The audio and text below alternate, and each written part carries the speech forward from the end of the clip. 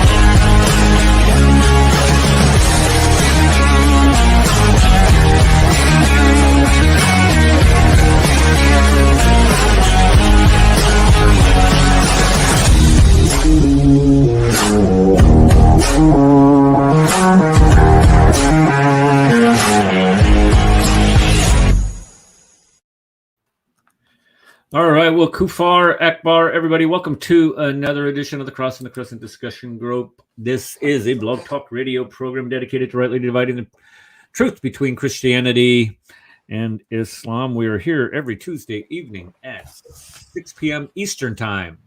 Like I have switched that up, 5 p.m. Central Standard Time. On Sundays, we are here at 3 p.m. Eastern Time. 2 p.m. Central Standard Time. And we're normally here for about 2 hours. We talk about all kinds of different subjects and topics relating to Christianity and Islam. And tonight, we're finally going to get to the topic that we were supposed to discuss last Tuesday, but somebody stayed out way too late Monday night at a concert and was not a very proficient host and was lagging and dragging, and the show just got kind of took away with the Trump Mar-a-Lago raid on his house. And now this week we're learning more and more of these details. I was pretty much bogus. And I really don't want to ponder that because everybody else... My phone is going off. Let me message. This is... my granddaughter. Sorry, sweetie. Okay, so I wanted to take care of a couple admin things. Sunday's show we got over 150 views on Sunday's show, which is a good. It's a good show. That's a good showing. We normally get around 120 or so.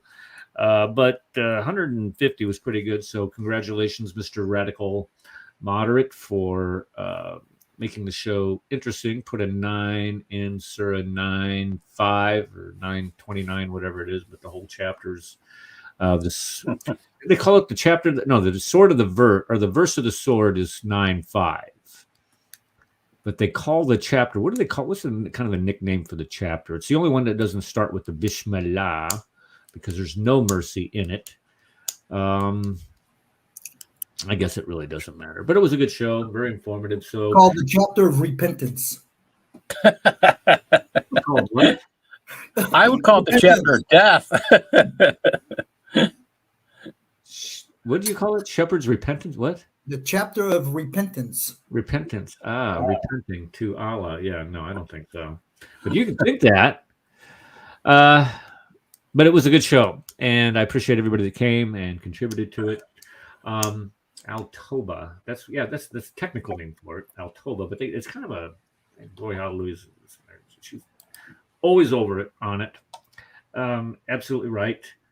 Chapter of the Sword, Dragon is saying. That's a chapter of the sword. I knew it's something with the sword. I thought it was the sword verse, or the verse of the sword, or something on those lines. I guess I'd have to have a better interest in the nicknames of this than anything else. Okay, the other thing that I wanted to touch on was Voice of the Martyrs. I always provide a link to Voice of the Martyrs, and if you ever, because people always say, well, why don't you start a Patreon account, Eric, or why don't you start something? If you want to donate money based on what the show does, that's great. I would just send it straight to Voice of the Martyrs. Voice of the Martyrs, that's that organization that provides physical assistance, financial assistance to persecuted Christians across the globe. And they do a really good job of most of the money. They do have overhead. This is true. Any charitable organization does, but the majority of the money does get to those that are in need. You can buy action packs. Action packs is where Voice of the Martyrs packs a whole month's worth of blankets, soaps, Bibles, towels, tarps, whatever, into one big bag. So a family that's been displaced can survive for a month, plus the foodstuffs, of course, that goes in there. Or you can, those are $50, or you can buy just a bag itself. It's $10, and they take care of the transportation of all of it, and you pack it yourself and then send it to Voice of the Martyrs, and then they get it to whoever is in need. Or you can just give them financial assistance, however you want to do it. But they're a great organization. I would highly encourage you to do that, to let our brothers and sisters in Christ know that we're not only that pray for them. I have a calendar where we pray every day for them, but help them, knowing that we're here and we are, of course, we're not suffering with them, but we are 100% behind them, be it in prayer or financially, putting our mouth where putting our mouth where our money is, or our money where our mouth? How does that go? Put your money where your mouth is? Yeah, put your money where your mouth is. I had it backwards. Okay. You think I would get better at this? I guess not. I was going to be tripping all over myself. Okay, so let's go ahead and get to today's topic. Today's topic I wanted to do last week. I've done this topic before, but in education, we always say that repetition is your friend. The more times that somebody touches an idea, a fact, a topic, the quicker they are to master that. So, just telling somebody something one time, it makes, they're not normally going to retain it. But if you do it continuously, time and time and time and time again, and then put some type of special emphasis in it, or some type of connection on it, people are much quicker to grasp it and to be able to share that news with other people. So let me go ahead and share my screen once again. We were watching a Project Veritas video prior to the show. Was that Paul that you shared that link? That we yes. And that's just scary stuff. And can you just briefly describe what it is before we get into the slideshow? Project Veritas just labeled. I just shared a DHS document that labels all people who consider the election stolen domestic violent extremists. Remember, that word violent is in there, and that means when they label you violent, that means they can pretty much pick you up. So that is a little who consider the election of 2020, the presidential election of 2020. Yes, they consider that it was fraudulent. I was just at an event where 4,000 people believe that election was stolen. So that sounds like a regimental size unit. That's all right. Well, that's I just want to say, this is Radical Moderator. I just want to say that Joe Biden won that election fair and square, and he's always been the president. He's the greatest president in history, and And just let you know, I did apply for one of those 82,000 auditing jobs from the IRS that they were advertising. You must be able to use lethal force. I actually expressed my desire to definitely use lethal force and volunteer to work on the Hunter Biden audit. And I'm waiting to hear back from the government any day now, any minute. Just say. I'm sure they're going to give you a call. Just Ricky take their ad. No.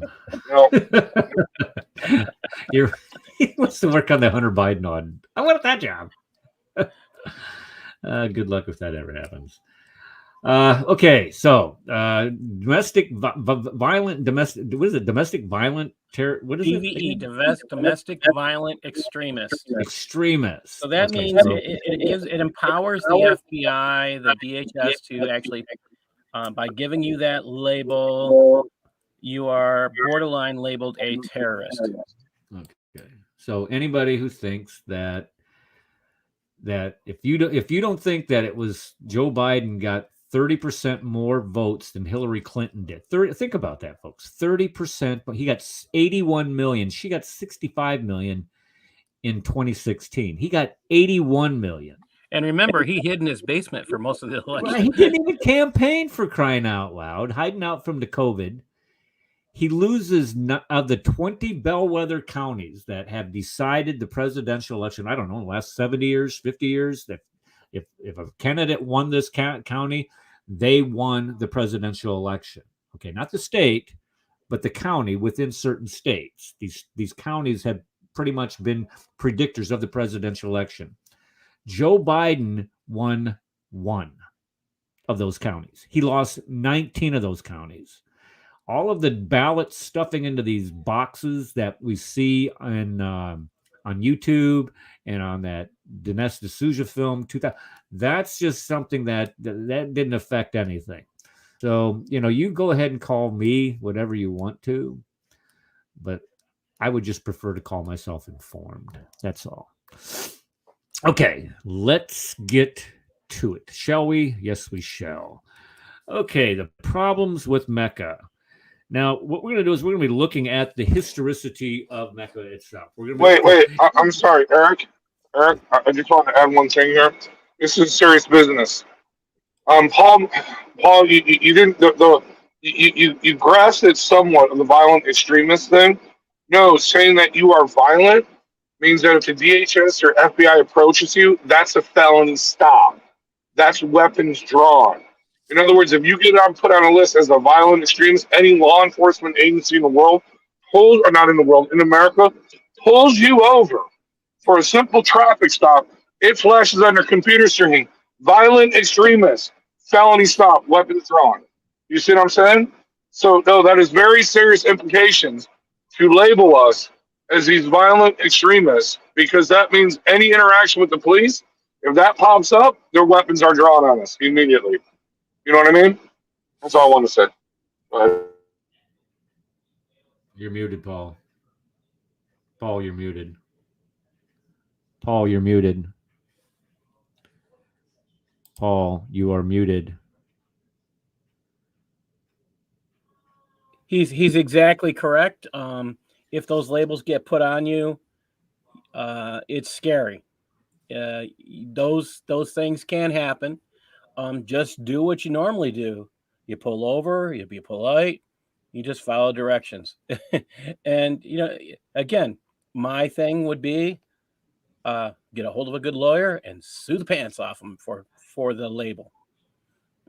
That's probably what's going to end up result. And we were talking about how this is meant to trigger people. So if you get pulled over and they're drawing guns at you, if a cop's pointing a gun at you, put your hands up. don't pull your own gun and say, "Hey, you can't do that. I'm not." Just you can get it worked out later. That's this is where we see all these. You'll make the news if you do. They might burn down a city in your name too. Just put your hands up, do what they're doing, and then you go home that night. It's just this is just something that they're trying to do. I am convinced that they're trying to trigger people. That's just my personal opinion. We were discussing this before. If you want to trigger people, this is the way to do it. If you want to trigger to them the point where you want to make a point or want to make an example, like they're doing with the January 6th protesters. I mean, you go walking through the Capitol, following Chewbacca around, and you're going to be thrown in jail for 5 years. Are you serious? This is what they're doing. This is what desperation looks like. And the only way to settle this is at the battle box. It's not by pointing guns at people or anything of the such. All right, let's get back to the Meccan mystery. Let's go back to Meccan history. As I said before, and we've done shows on this before, if a religion is not based on real history, it cannot be believable. For an example, let's take Buddhism for an example. Buddhism, the earliest extant writings for Buddha do not exist for like 700-800 years after his death. So when people who are practicing Buddhism say that, well, ours is the only true religion and we got to follow the leader of Buddha, the example of Buddha, you're following some writings that didn't originate or that we don't have until the guy was dead for almost 1,000 years. So when you look at the historicity of it, it makes it very hard to follow, makes it very hard to be believable. If you have, let's say, if you have things that are out of place, things that are in your most trusted sources that do not line up with everything else, contradict everything else, or contradict known archaeology, known geography, things of that nature, it's going to be problematic. And this is what we run into when we start talking about Mecca. So let's take a look and see what. Now, all this information I'm going to tell you right now, I'm not the originator of this. The majority of this comes from Jay Smith, those classes that I took with him when he was teaching out there at I can't remember which college it was, but what the name was that college? Veritas University? I can't remember. Veritas University? Okay. Him and Daniel Janicek, Dr. Dan Janicek, who actually wrote a book on John of Damascus that I have sitting on my shelf here. I got a couple of his books sitting on my shelf. Okay, let's look at the Meccan mystery, and here's what we start with. So we're going to look at several different areas. We're going to look at the sources, the Islamic sources. We're going to be looking at Islamic origins prior to the 7th century. We're going to be looking at its origins in the 7th century. We're going to be looking at its origins according to the Quran, and then we're going to put it all together. Hopefully, we'll probably run out of time by then, so we won't have time to put it all together. Okay, so let's look at what Islam claims about Muhammad himself.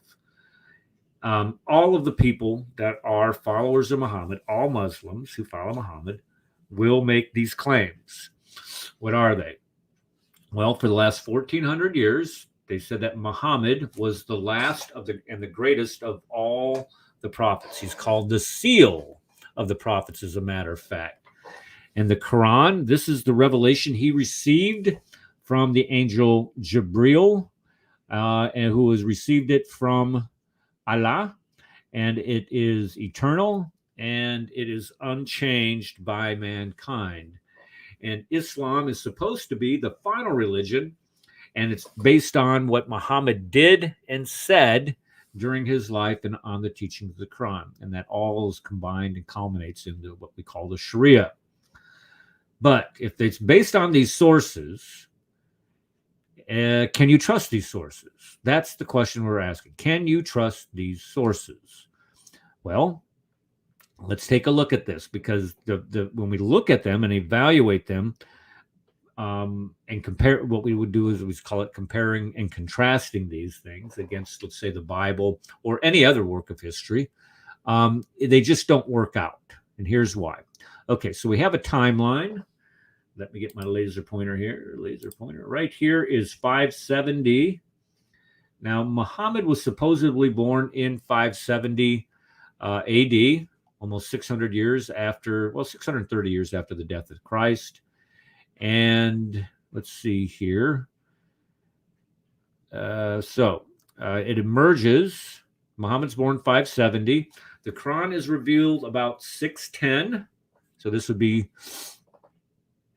I'm not sure why those numbers are up there. The Miraj, which is, I think that's the flight he had on his winged pony to Mecca. Is that right? The Miraj was not the Hajj, the Miraj. And then you have the Hijra, which is 622. And then you have him conquering Mecca once and for all in 630. And then he dies in 632. And everybody is, oh, so very sad. Now, in addition to that, or with this gives you some of the highlights of his life. Then after Muhammad died, the first caliph to take his place was Abu Bakr, and he ruled for 2 years and died in 632 of a cold, of all things. He took a bath and didn't dry off completely or something, and within 3 days he was dead. Go figure. The next joker was a guy by the name of Umar, and Umar was famous for the Pact of Umar. He was the one that went out and conquered. If you look at Abu Bakr, he fought what they call the Ridda Wars. The Ridda Wars were those wars of apostasy after Muhammad's death. You had people either A, claiming to be a prophet in line with Muhammad, or B, people not wanting to follow Islam anymore. So they had a bunch of wars to make him come back. Umar took that organization and that unity, and he went out and started conquering and whacking people. And this is in 638. He writes the Pact of Umar that is still used today. And then after him, you have Uthman, and Uthman is the one that actually compiled the Quran in what they call the Uthmanic recension. And he did that around 651. So that would be about 21 years after the death of Muhammad. Not 21 years, 651, I guess that would be 19 years. 19 years after the death of Muhammad. And then you have here it is. Here's the Quran being compiled in 652. And then you have the last of the rightly guided caliphs, Ali, who was caliph for 5 years. And if you look at these 5 caliphs here, three caliphs, Umar, Uthman, and Ali. Can you grow the screen so we can see it a little easier, please? Yeah. If you have all three of these, 3 of the 4 rightly guided caliphs, Umar, Uthman, Ali, they were all killed by a bunch of Islamophobes. In other words, they were killed by other Muslims, is what they were. Yeah, that's just like down in, what was that, Texas, where 4 Muslims are killed by another Muslim? Yeah, and Brother Charles is blaming us for it. And Christians. I wouldn't be surprised if there were Christians that did it. If Christians. Exactly. Yeah. That's who killed Usman and all the rest of them. Yes, and Christians did it. You do know that the history book forbid you to actually discuss, the Islamic history books forbid an actual discussion of Uthman's death. No kidding. Yeah, Islamic history books. They say it's not allowed to be discussed. It's right in the history books. It's like, whoa. Yeah, because they don't want to talk about them killing each other. Wow. Well, he converted to Judaism after he died. Didn't they buried him in a Jewish grave, didn't they? Is that what it was? Right. So he was converted to Judaism after he died. So, and then under a cover of darkness, and then 13 years later, he converted back to Islam. Huh. Amazing. While he was dead. Another Islamic miracle, yeah. There you go. Allahu Akbar. Okay. That's the guy that brought him their Quran too. They didn't like him much. Shock. Okay, so let's look at who wrote the classical account.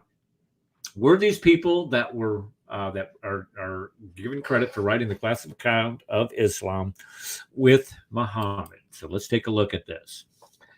765, Ibn Ishaq writes, Sarat Rasulallah. This is the biography of Muhammad. The problem with this is we don't have any manuscripts from Ibn Ishaq. They're all gone. Now, I'm nobody. I don't think anybody makes a claim that Ibn Ishaq did not write a biography of Muhammad. But the problem, we don't have any manuscripts from him. Let's just put it that way. But also look at this right here. This is very problematic, and we're going to discuss that here in a second. Muhammad dies 632. Ibn Ishaq supposedly wrote this biography 130 years later. His writings were picked up by Ibn Hisham. Ibn Hisham writes the biography of Muhammad. Now look at this date, 833. When did Muhammad die? 632. So you're writing the biography of a guy 200 years after his death, and then the compilation of the sayings, those things that Muhammad did. You have Sahih Bukhari, Sahih Muslim, Sahih Tirmidhi. You have Abu Dawood, Al-Nasi. All these guys compile the hadith over 240 years after the death of Muhammad.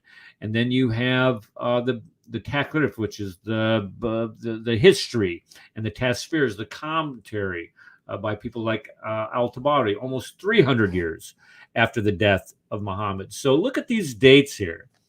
The first biography that we get of Muhammad isn't even dated until over 100 years after his death. We don't have any extant examples of this until 200 years after his death. The sayings, the hadith, these things that we're supposed to trust, these things that are supposed to tell us what Muhammad did, how to live your life, where we get the shahada, come from the hadith. All these things were compiled until 240 years after the death of Muhammad. But yet we're supposed to trust them. And the same thing with the Tasfir. I will say this. And the history. You still want to read them because they say a lot about even about Mecca and stuff, even about Muhammad, that is great ammunition. So, yeah. Well, yeah. I'm not saying don't read them. I'm just saying, can you trust them though? That's the point. Yeah, you can't necessarily trust them, but they are valuable in terms of using as a source to tell Muslims about what they believe. Keep in mind, like Eric's saying, you can't trust them. You can't trust them for historicity. We can't trust them as historical sources. The problem is, well, I'm not saying it's, well, I guess it is a problem, but the problem is that Muslims do believe these things to be authentic. Muslims do believe that in this chain of isnads, or whatever they were called, these chain of narrators, and they believe that the science of the hadith confirms their veracity. And it's if they believe, the thing is that if they believe it, that's fine, but that's not logical. But hey, Eric, it's funny that they have such a quote science behind it, but if we look at African countries where these traditions are vocal for centuries, even beyond Islam, there's no science there. Well, if you look at those African traditions, when they start talking about their ancestors, and my great grandfather said such and such to be valuable, I see that how they is kept in an oral tradition. I get that, and that's the way a lot of cultures were, especially in the desert. You have to have a high amount of oral tradition, but the fact is that these things did not make paper. When I say paper, as being compiled into volumes or a written format. I mean, right. At least something written on stone or something, some form of something written. Well, right, and then we're talking 240 years after Muhammad. How are you going to determine if something was written? Kufar Phobia was doing I think it was on Clubhouse, and we're talking to some guy, and we're asking him, goes, okay, so you have Sahih Bukhari received, what does the storyline go? He received 600 and some thousand different hadith, and he went through them and decided which ones were authentic and which ones were not. Now listen to this. He did it 240 years after the fact, after Muhammad's death. He did it in over 1,000 miles away from where the events were supposedly had occurred, and he did this within I think it was a 3-year period. Kufarphobia, are you there? Do you remember what this guy said? Was it a 3-year period? But it comes down to where you got to do. Are you talking about Bukhari? Yeah. That's supposed to be 16 years. Yeah, but how many did that come down a day? Did they come up with? Oh, way too many. What was it, 600,000? I did the math, and it was like he only spent 10 minutes verifying.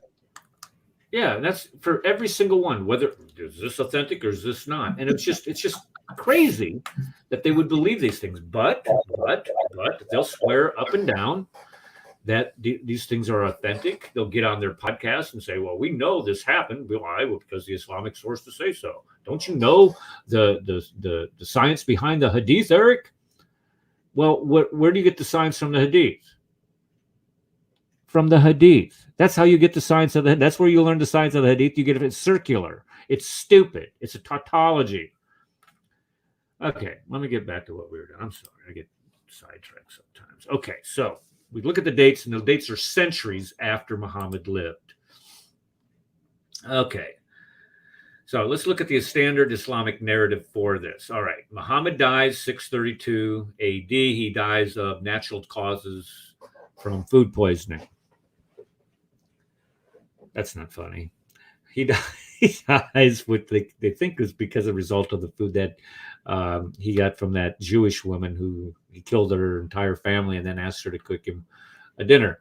Then you have Ibn Ishaq compiling his biography of Muhammad over 100 years after his death. You have Ibn Hisham using Ibn Hishaq's material over 2 centuries after the death of Muhammad.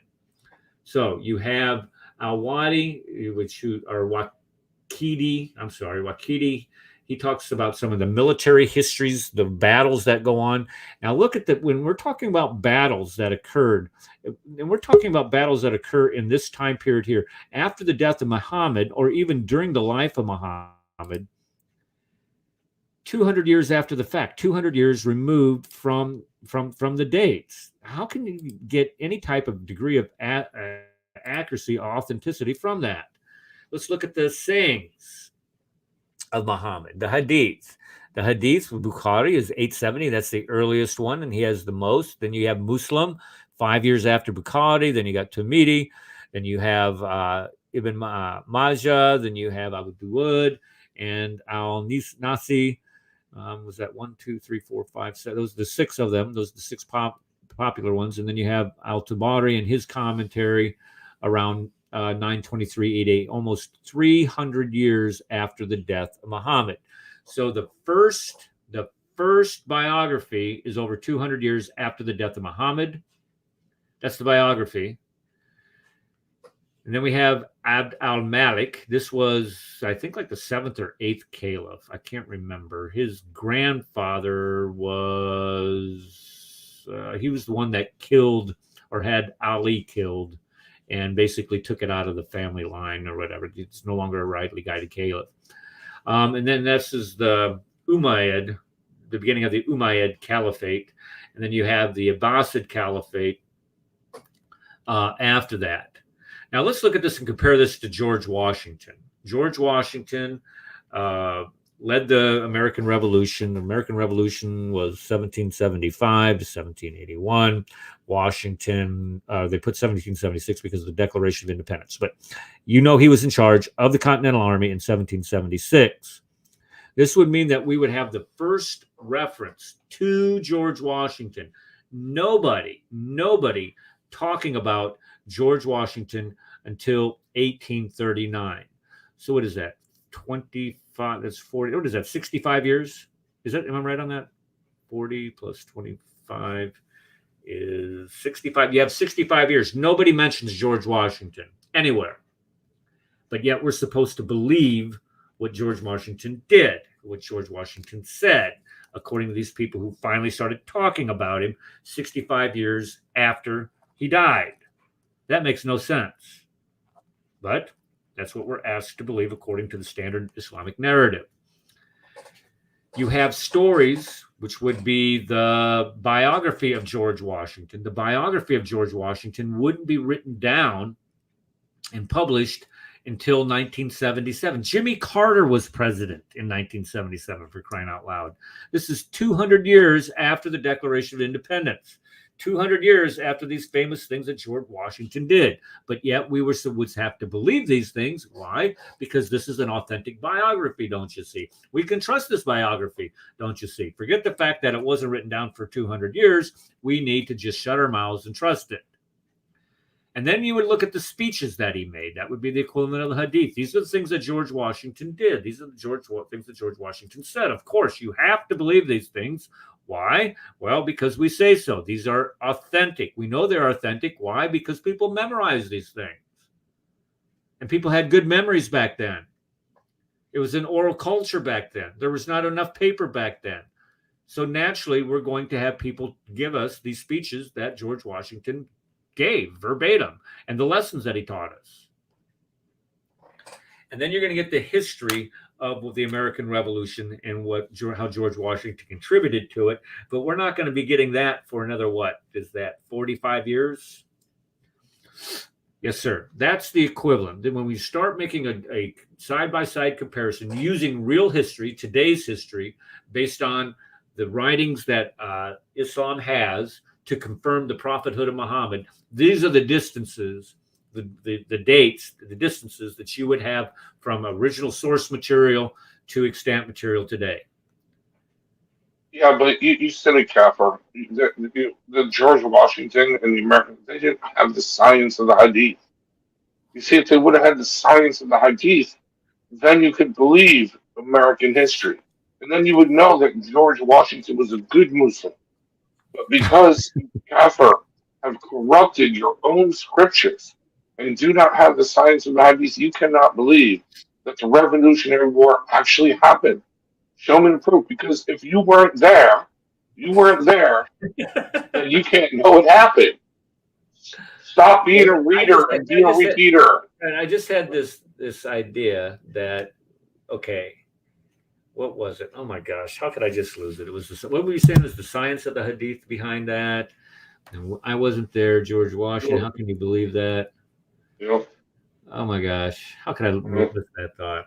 But the bottom line is, no, it's okay. I mean, what we're doing is we're asking people to believe these things and expect. Oh, here it is, and they expect them to not have any type of fabrications, made up hadith to come about, being able to identify what those fabrications are, and not have any political influences in the development of those hadith. And what I mean by that is that our government has changed hands several times since George Washington served in the Continental Army, became president in 1789, all the way up to today. We've had several different political views, and you would think that people would not change what George Washington actually did. They would not allow their political biases and their views to come into any type of figuring of whether or not something, he said something or did something. And this is exactly what you're required to believe. You're required to believe that the Umayyads didn't have any influences in changing some of these hadith, supposedly hadith, or the Abbasids, or any other empire after that, or it wasn't regional. You didn't have any of that coming into play. It's impossible to believe that with any amount of certitude, any amount of certainty. And if you do believe that, then I'm going to sell you, the Golden Gate Bridge, because that is just too much. There's some things that, for belief systems, for religions, there's a certain amount of faith that you have to have. There's no doubt about that. I believe a man rose from the dead. I believe there's good evidence for that. I believe there's good manuscript evidence for that, testimonial evidence for that, physical evidence for that, historical evidence for that, but it's still ultimately a faith system. But to believe this, you have to surpass all of the rules for history to believe these things occurred. You have to get past the geography, which we're going to talk about here in a second, and all the contradictory stories that were told about this guy that contradict the Quran. So there's huge problems here that we need to discuss. All right, so let's go on. The problems of distance and direction is the next slide. Distance and direction. Okay, right here is Mecca. If you can look on the map, you can see Mecca right there on the map. So the first thing that we're looking at, they say that Muhammad lived in Mecca, then him and his 10 soldiers or whatever they were, followers, went to Medina, which was Yathrib at the time. And they call this area the Hijaz, the area between Mecca and Medina that includes both of them inclusively. Now, the writers of the traditions were in Baghdad. Now, that's 1,800 kilometers to the north. Ibn Hisham wrote his in Basra. And look how far Basra is from there. Basra is clear over here on the eastern side of what is modern-day Iraq. And he grew up over here in Egypt, for crying out loud. If the distance between Cairo and Mecca, let's see, what is that? That's 975 miles. And the distance from Basra to Mecca is 1,100 miles. And you're going to count on this guy's accurate depiction of what happened in Mecca? That far removed as far as time is concerned, but also geographically. Then you look at Bukhari. Bukhari is the most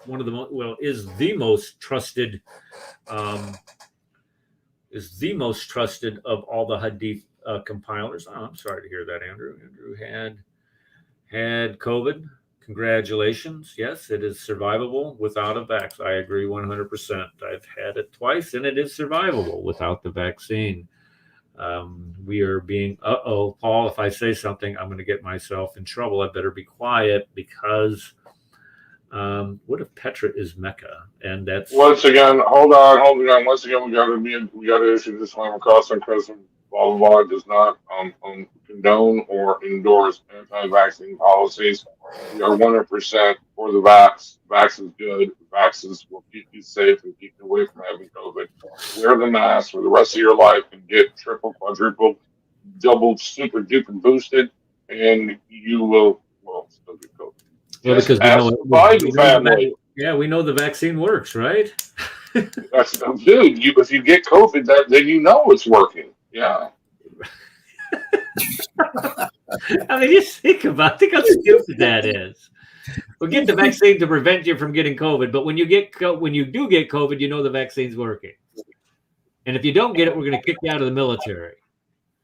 Well, I mean, it's worked so well that pretty soon Canada is going to have shortage of doctors. Why? What are the doctors doing? Are they all leaving? Well, there's 15. There's 15 that have died already. 15 have died of what? You're not telling them the story. It's the short amount of time they died in. Yeah, they all died after taking the vax. Wow. Young doctors. Here they don't report it. Yeah. I don't want to go down that road. Every time I start reading, medical reports about it, news reports about it, you just get angry. And I'd rather. First lady, she got it. She must have been kissing Joe. Jill Biden? Yeah, Jill Biden. She's got COVID. Yeah, he got COVID now. What did he get? 4 boosters? Yeah. 2 shots, 2 boosters? Yeah, 2 vax, 2 shots, 2 boosters. He also took the Prilobix or whatever it's called, and COVID, and they got COVID again. Yeah, this stuff. This is wonderful science here for you. Didn't he get COVID like twice in a week or something? Yeah, no, he took that Prilobix or whatever it's called, and then he tested negative for COVID, like 2 tests, and so he completed the course of the Prilobix or whatever. But then they said there's the Prilobix bump, so like a week later the COVID comes back and it's like worse than the first time. I don't think these people ever took the vax. They would have been dead. I mean, you got young people flopping like flies, and these old goats probably got more. Well, to be fair, Joe Biden is the best doctor in the world. So she is. According to Will, she is not just a doctor. She is the best doctor in the world, greatest doctor. She should actually be in charge of the United States healthcare system because she is the best doctor in the world, according to Whoopi Goldberg. Oh, wait, she's got a PhD in community college education. Education. You got an. I will say a PhD is a PhD. It's still deserves EDD. credit. I thought it was an EDD. She's got an EDD, not a PhD. Oh, okay. I'm fairly. It's an ED.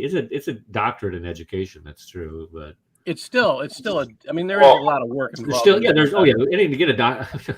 Yeah, there's a ton. Well, according to Hunter Biden, the smartest man that Joe Biden knows, according to Hunter Biden, in leaked text messages to Joe Biden, his stepmom, he said that she was a moron, completely stupid, and wouldn't have a clue what to do in an Ivy League school if she was that dumb.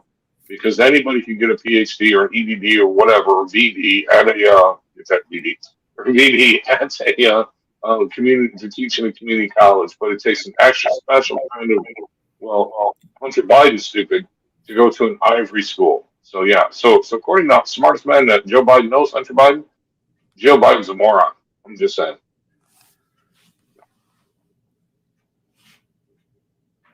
Uh-oh. Okay, hold on. This guy. Okay, we're getting back to it. Sorry, I'm sorry. Daduza dude. Daduza. I thought you say that. Daduza dude. We're getting back to it. We get off topic every now and then. All right, let's get back to the topic. Problem with the distances. The distances from those compilers of hadith are thousands of miles away and centuries away also.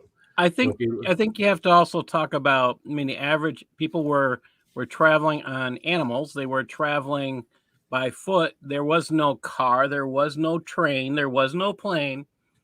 And the average person walks 3 miles an hour. So if you start to think about this in terms of, I mean, that's on a flat surface we're talking about. So you have to think about all those things combined. This is, I mean, we're talking, these people probably never went to Mecca. They had no clue. And yet that's the point. No, well, Bukhari did go to Mecca. I believe that all of the 6 Sahih compilers of Hadith had gone to Mecca at some point in time, but they were not residents of. They didn't grow up in it. They didn't have this great familiarity with it. And I believe because they don't have this great familiarity with Mecca, this is why they make these mistakes, like putting olive trees, saying that olive trees existed in Mecca, or saying that they had grass there, or that they had tillable soil there. So when you look at Dan Gibson's Quranic geography, he does a great job of detailing all of these problems with the descriptions in the Hadith. And the reason why these people had problems describing it or allowing these Hadith to become Sahih or authentic is because they simply are not familiar with the geography there and did not spend a great deal of time there. And you get to Tabari, commentator. There is from Tabaristan. Look how far Tabaristan is. That's 1,700 miles. So you have people living hundreds of years and hundreds and thousands of miles away from where these events occurred. So if we were to make the claim, let's just think about this for just a second. Now, this is what I wanted to pause here. Let's say that the disciples, Jesus' disciples, were all saying that these people who compiled the things that Jesus said, not these disciples, people who compiled what Jesus said. They all lived thousands of miles away, and they compiled these things 200 years after Jesus had died, 300 years after Jesus had died, and we were supposed to, and it was all oral tradition, but yet we're supposed to accept these things. Muslims would excoriate Christians in a debate on that, and rightly so. They most certainly, they should do that, because to believe people can preserve an oral tradition as accurately as they claim is impossible, because you're going to have political influences, you're going to have people's memories lapsing, and you're going to be able to find the errors in it, and we find errors all over it. So, when you find errors all over it, that tells you that their memories weren't as stellar as they want you to believe.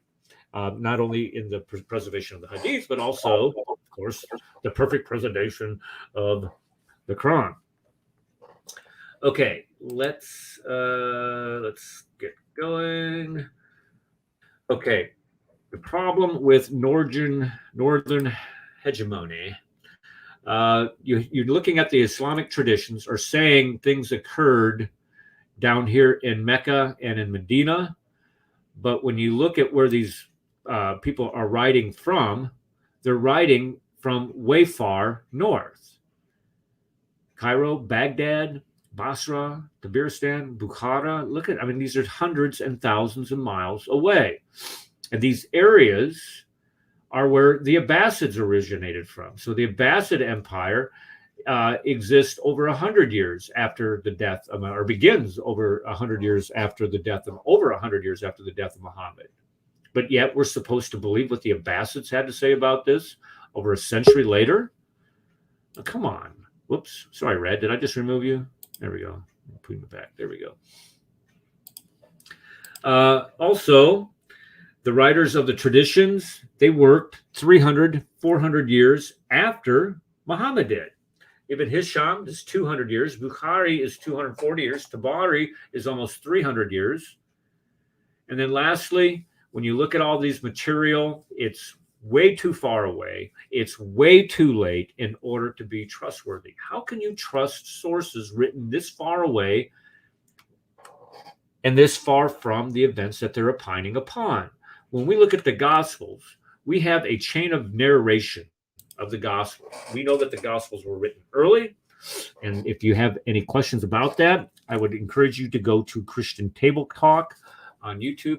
Could somebody go over there, Christian Table Talk, and see if they had last Thursday's discussion that we had on, what's today? Tuesday? It was last Thursday, where I talked about dating of the Gospels. Go over there and look when the Gospels are to be dated.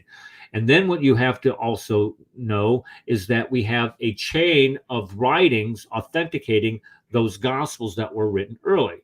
And we have those from the early church fathers. We have them from Papias, we have them from Polycarp, we have them from Ignatius, we have them from Clement of Rome, we have them from Irenaeus. All of these guys, well, not Irenaeus, was not a contemporary of John or Peter or Paul. He didn't know them, but the other four knew them.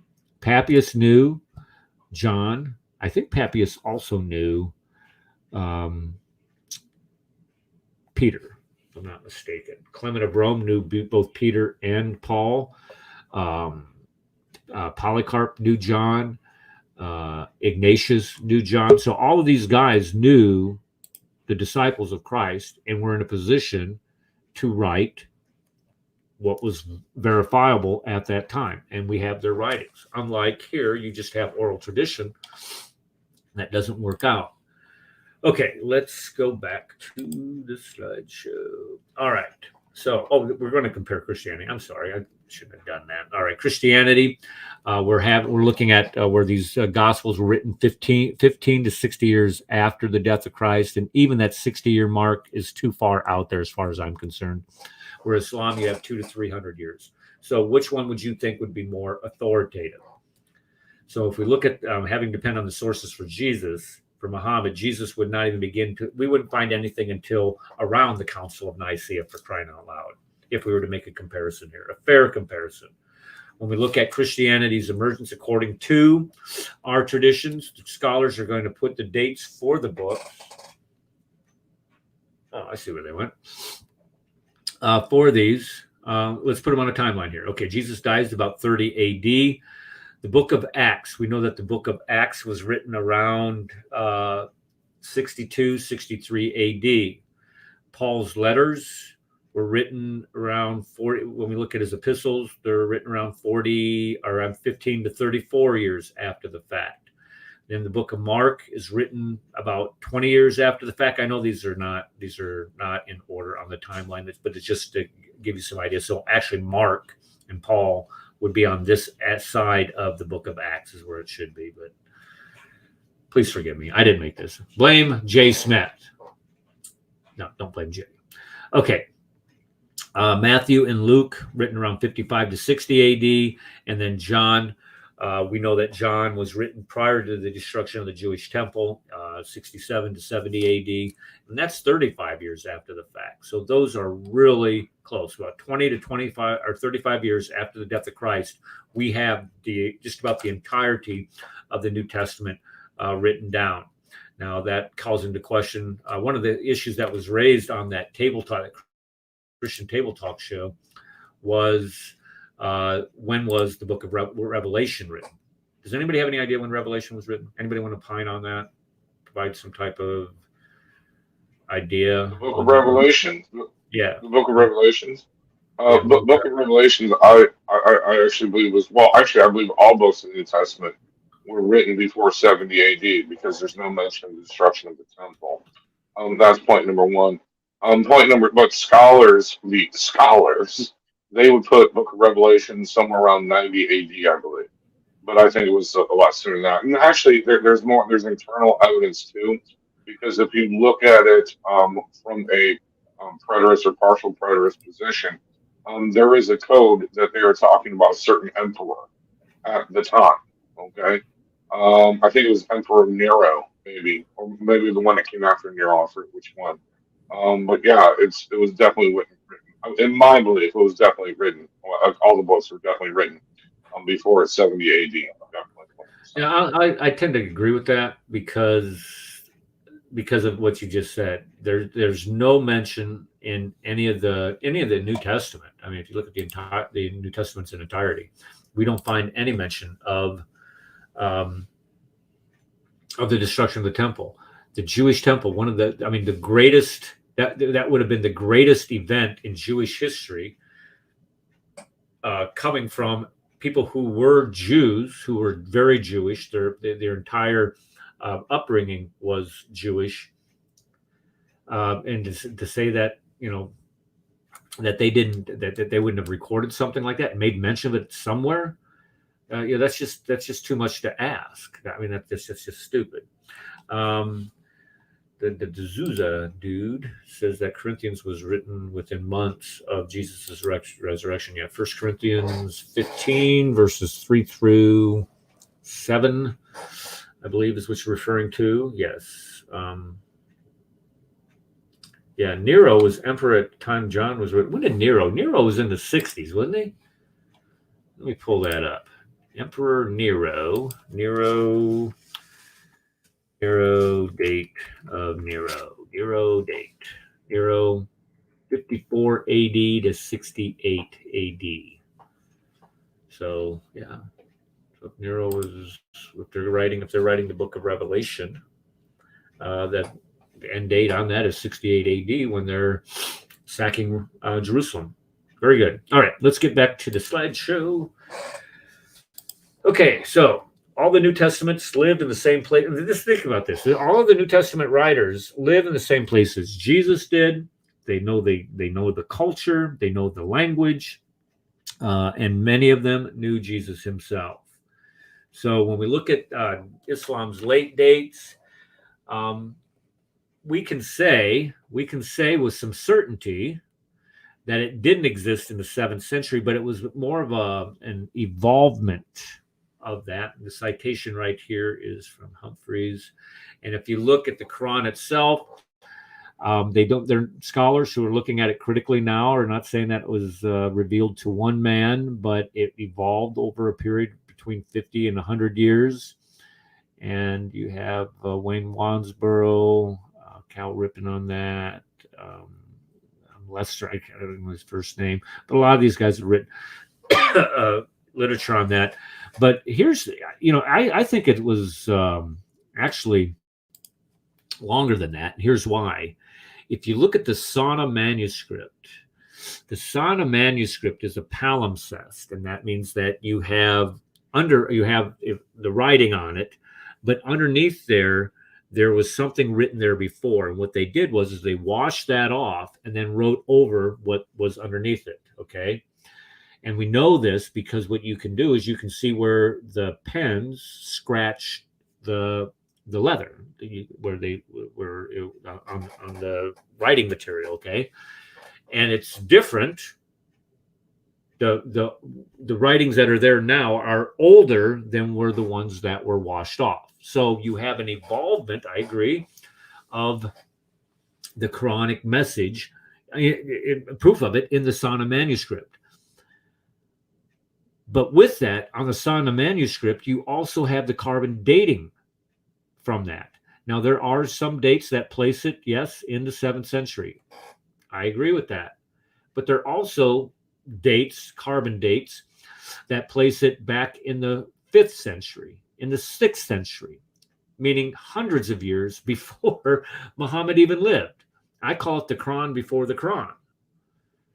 That's the Sana manuscript, folks. That's not this Kaffir saying it. You go over to Islamic Awareness, Google Islamic Awareness, dating of Sana manuscript, and that's what you're going to find out. It's a long article. I get that, but in there it provides the data for that and shows you where that was when it was dated, and it was dated way before. Some of the dates are way before even Muhammad, and we know it's an involvement. Why? Because the upper writings, the writings that we have that we can see with the naked eye, are different from what was written underneath it. Okay. Let's go back to this. Sorry for getting off topic. Okay. Muhammad, according to the latest research, probably did not exist at all, but was created and embellished from 692 to until the early 9th century. And the reason why the people are thinking that Muhammad didn't exist is because Muhammad is a title. It's the praised one. It's not a proper name. It's a title. So, according to 7th century literature. So to say that this guy's name was Muhammad, the praised one, as a title instead of being a proper name, I've seen a lot of evidence. Robert Spencer wrote a big book on this. I got it here. I was just reading through it a couple days ago. I think it's over here on this shelf. Did Muhammad exist? And this is the new and updated one. And his conclusion is, and he provides all kinds of facts for it, that Muhammad wasn't even an actual character. The problem with Muhammad is that we don't have any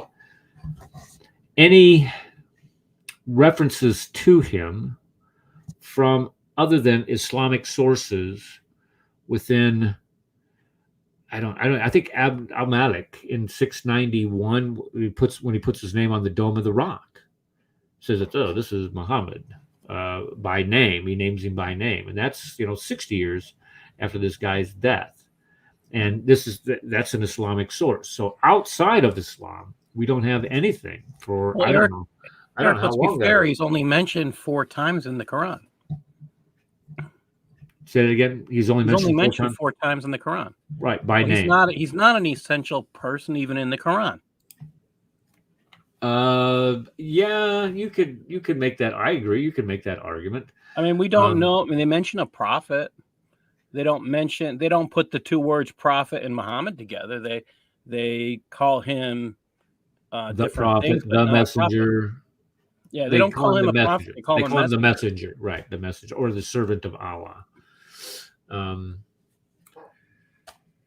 Yeah, I'm not dogmatic on him not existing either way. I think a lot of it is just one big black hole and one big invention. Now, if there was an actual figure named Muhammad, okay, fine. We have enough on his life to clearly demonstrate that he wasn't a prophet at all.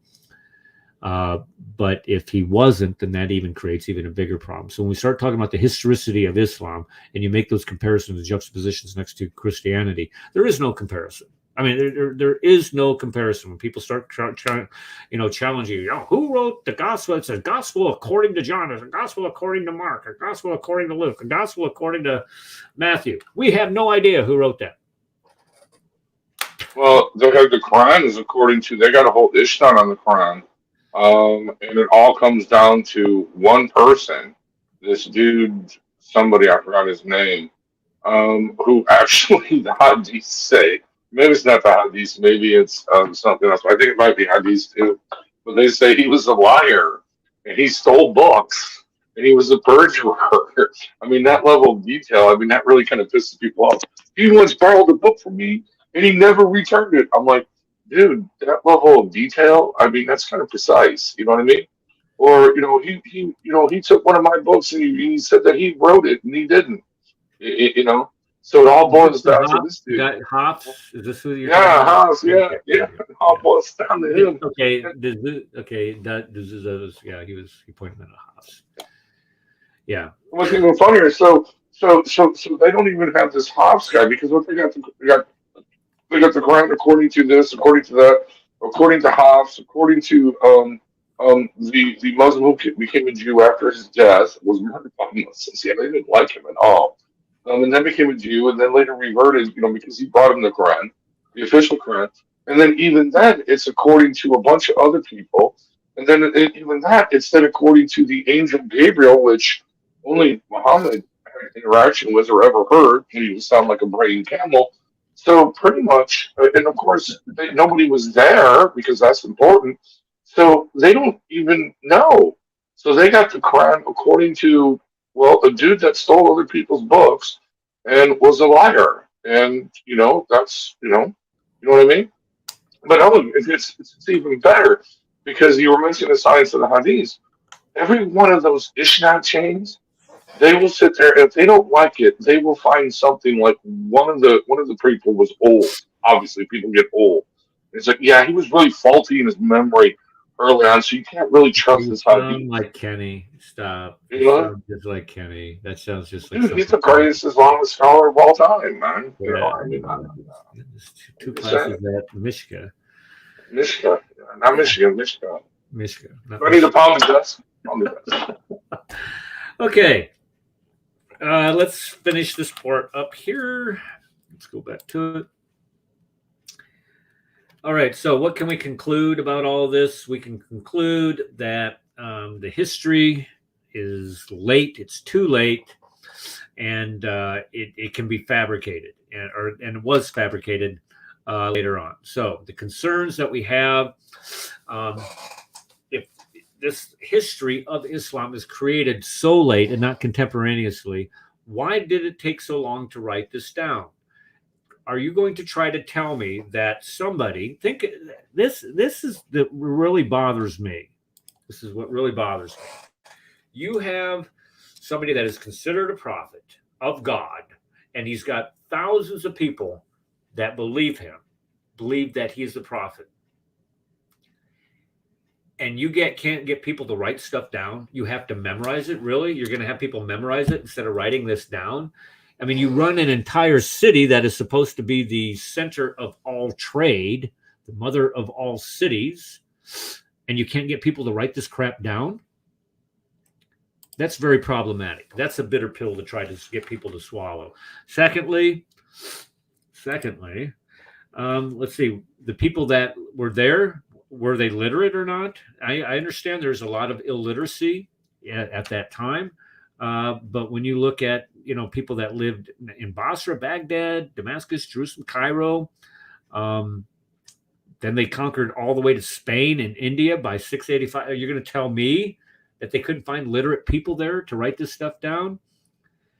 And then the later biographies, where did they get their material from? Where did, in fact, Ibn Hisham get his material from? He says he got it from Ibn Ishaq.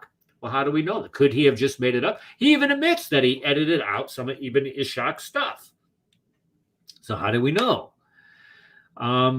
If somebody was right 300 years after George Washington, a biography about George Washington that was passed on by oral tradition, are you going to believe it? Of course you're not. So what you want to do is you want to go to primary source. You want to go to the people that are there. The problem is that none of these people wrote it down. And Islam is telling us that we can't go to the 7th century source. Why? Because they don't exist. So if we go to 7th century, what are we finding? We're finding nothing. The only thing that we're finding is stuff that was written down in the 8th. Or let's see here. We're not the only interested. Okay, we're only at 7th and 8th. And what we're finding is the 9th and 10th century stuff is what we're finding. Okay, so let's look at Islam's. Can I comment on that? Can I comment on that really quick? So one of the things that you said was interesting. You said what nobody was writing stuff down. Here's the thing: Muslims like it's in the movie The Prophet. If you've ever seen it, it's a horrible movie, but it's well worth the watch. But the movie The Prophet. Um, okay, so actually, this is from a hadith. When he took Mecca, okay, they were offering I forgot how much money or something, or how many slaves or whatever it was, to anyone that taught a Muslim how to read, okay, read and write. So according to them, according to Muhammad, even though he couldn't do it, I don't know, maybe it was a mental condition, who knows, but he could learn how to read and write in 28 years. That was beautiful language. But he was, but they wanted everyone to be literate. So the fact is that nobody wrote this stuff down. Just demonstrates that one, well, either one is true or they're both false. Okay, so if it is true that literacy was highly esteemed and nobody wrote it down, that means there was nothing to write down. Okay. Or point number two, there was nothing there because nobody was there to learn how to read because it didn't happen. Okay. And I want to make one other comment. This is a comment that the whole illiteracy thing in the ancient world, even in our own Civil War, going back to the 1800s, it was a common historical thing by these, lofty professors in their ivory towers that people could not read or write in the ancient times, or even going back to the Civil War. Okay. One of the new things in archaeology is instead of going to the temples and the tombs of the high priests and the tombs of the pharaohs and all the wealthy people, they're actually going to the graveyards and to the towns that the workers that built the pyramids. And what they're finding out is there was a high level of literacy. True, they weren't writing in Homer's Greek, but they definitely had a literate language. They're finding grocery lists, love letters, and poems, letters of divorce. Just letters between spouses, where they're fighting, things like that. Another thing, going back to the Civil War, when what's his name did this Civil War series, and everybody sent in their letters that they in their house, that was mind-blowingly shocking to people, to historians who studied the Civil War, because they were seeing these letters written by average hot clodhoppers, privates, and regular enlisted men, okay, on both the North and the South, and they were writing these long prose home and describing in great detail. They wrote better than we could write today, and they were completely shocked at the level of literacy during the Civil War, in at least these private enlisted soldiers. So yeah, the whole thing that people didn't read or write back then, no, they did. Okay. And so, if they were if this would have happened, somebody would have been writing it down early on. Or maybe you could argue they were too busy fighting the jihad and killing and raping, pillaging, and plundering. That could be another. Because it takes time to write stuff down. You can't. You're going out and pillaging, plundering, and jihad. You ain't got raping women. You ain't got time to be writing this holy text down. Come on, dude. To write that stuff down. Yeah. All right, that's all I'm saying. Trouble. No, I appreciate that. Yeah, that movie that you were talking about. Okay, let me ask you a question. Did you get to see Muhammad in that movie? No, you saw a stick, his cane. I think it's the message you're talking about. I don't think it's the message. Yeah, it's called. Yeah, it's the message. It's from. Why do you say it's bad? I think it's a pretty well done movie. It's not like I think you might not. It wasn't. But no, it was a well done movie. And in fact, it was like the first POV movie, I think. And it was kind of funny. Think about all the point of view movies they're doing now, or point of camera, where they're just using GoPros and stuff, really tiny cameras. Think about this was a big 35 millimeter honking camera that they were doing around to do point of view, but it's done through the point of view of Muhammad. Okay, you don't see him for certain scenes because you also have Anthony. Yeah. Remember, there's Anthony Quinn is in it. Irene Pappas is in it. It's kind of all-star, from that time. It's a 70s movie. I think I'm not saying it's a bad movie. I was just wondering what I'm saying. I have this one. I've seen this. That's the one. I know that's the movie. Yeah, the message. The Line in the Desert. Mustafa Akkad did that. He did the Line in the Desert also. Mustafa Akkad. Is that who you said? Yeah, that's the director. He had to get permission from the scholars to even do it. But no, the reason why I say it's a bad movie is because it's kind of like a really one-sided, westernized version of Islam. It's not really. I mean, they didn't really go Well, into it's that. a very nice. It's enough very nice like Right. production for like it makes Muslim people look very good, you know. Except if Right. you watch it carefully, like if you use, let's say, if you use a critical lens, it becomes more complex because if you look at all the actors, you have Martin Benson, you have most of the actors who are the Arabs, quote unquote, are all British actors, and they're wearing like brown face. It's not. They're all British actors. You can look them up on IMDb, and it's really. Oh, right. So I mean, like to people who, let's say, if you're a black Muslim, this would be a very controversial movie. There's only 2 black characters that talk in the movie at all in the English speaking version, Arabic version too.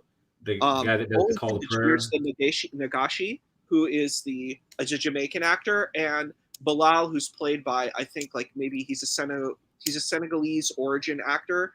But they're the only actors that actually speak in the movie, and all the other there's one other character who speaks one sentence where he's like, "This, you can't do this at the Kaaba," because they were worshiping different deities at the Kaaba, and he was kind of some leader. But those are the only 3 black characters who actually have lines in it, and the rest carry umbrellas for all the other Arab characters. So it's an interesting movie in that way. If you use like a race theory, it would really stir up a lot of people now who want to watch the movie. I'm just saying from that critical lens, they wouldn't like the movie. You'll never guess where I bought that movie. Where'd you buy it? I bought it when I was in Iraq.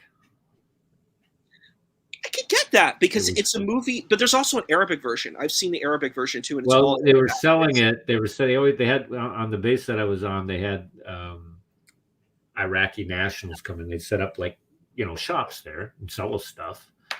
And they had like 50 copies of this thing out there. We got to get this to the Americans. Get this in the Americans' hands so they can see who Muhammad really was. This is their own actors too. So I bought it. I think I paid $3 for it. This would make. Wow, you got a good deal. It's usually like $20. Everything was cheap over there. You think that this is not a knockoff? This is somehow. It even says collector's edition on here. Yeah, could you open the Iraqi guys collector? Can we see the CD? What the CD looks like? Because that's how we'll know. How does the CD look inside the case? That's how we'll know if it looks like a knockoff. Okay, hold on. Here we go. If you don't mind. No, there it is. Doesn't look too bad. I think it's pretty good. I mean, if you're gonna, it looks like a pretty good quality. You can DVD. see that this is a sticker that they stuck on here. It isn't like it's etched in there, but I don't know. I've watched it 2 or 3 times. It's interesting, but I got my money worth.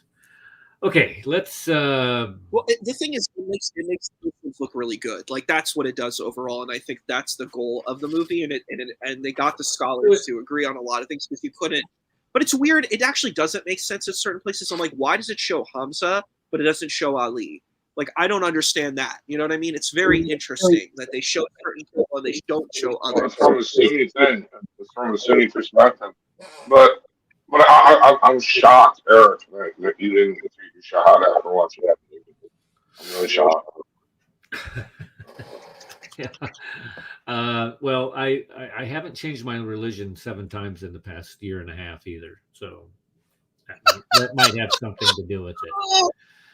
Like somebody has. Okay, let's get back to the slideshow. Okay, so let's look at the expansion of Islam. Now, this by 661. Now, look where they are within 100 years. They have expanded from Mecca. Now, the time of Muhammad died, I think that's in the brown here.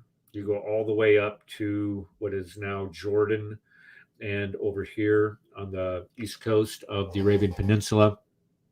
But then you have Omar rules for 2 years, and then you got Uthman, Omar. I'm sorry, Abu Bakr rules for 2 years, and then you have Omar with the pack of Omar sacking Jerusalem and then pushing across the North African coast.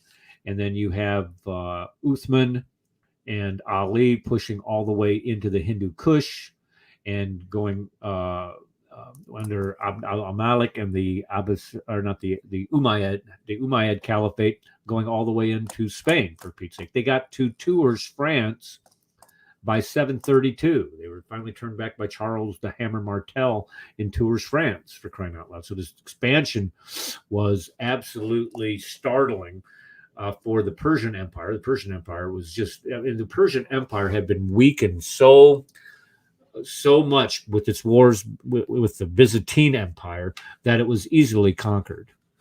Easily is not a good word to use, but it was conquered fairly easily compared to the battles that they had with the Byzantines. Okay. For the response to all of this, we don't want to look in the 9th and 10th century stuff. We want to look in the 7th and 8th century. And the reason why is we know that the 9th and 10th century stuff is way too late. Your traditions are all constructed by or after the Abbasids, post 749, which is over 120 years after the death of Muhammad. And so we just want to look at the 7th and 8th centuries here. Where it began is where we need to go. So Islam's origins prior to the 7th century. I think I'm going to stop right there because I am having all kinds of fits with a runny nose tonight, folks. I feel I think I've caught something. COVID. You got the COVID. I got the COVID. I hope I don't have the COVID. That would make number 3 having that. But you know what's funny, dude? Well, you just went. Never mind. Yeah, I got the COVID. You think so? No. I'm not a doctor, nor do I pretend to be one on TV. You could have an EDD and be a doctor, that's for sure. When you give best doctor in the world. Yeah. Okay, folks, I'm going to end it there for the night. I appreciate y'all coming. I got the majority of the information out there that I wanted to get out there. For those of you in the chat, thank you for coming. A couple new people, Mick M, new, the Dooza Dude. I like the name. You should call him Dooza. Okay, the Dooza was there tonight. Remember to like, share, subscribe, ring the bell for notifications, and let's see, AM all night. Holy cow! And let's go, Brandon. Let's go, Brandon. Don't forget what Paul said about Paul. What was it that you said about that video? We were extremist, violent offender. What was that? That is the Project Veritas video that anybody can be now labeled a domestic violent extremist if you are a patriot, if you believe that the election is fraud, if you've expressed it in any way. When you get pulled over for a traffic infraction, they can now, that empowers them to pull their weapons on you. So please be careful. Crazy. Crazy days, crazy times we're living in. Yeah. Be careful. God bless you. And we'll see you all Sunday. We're inviting our friend Karen Thompson on Sunday, by the way. So make sure y'all come, and we will see you then. God bless y'all. Okay. Good night. God bless.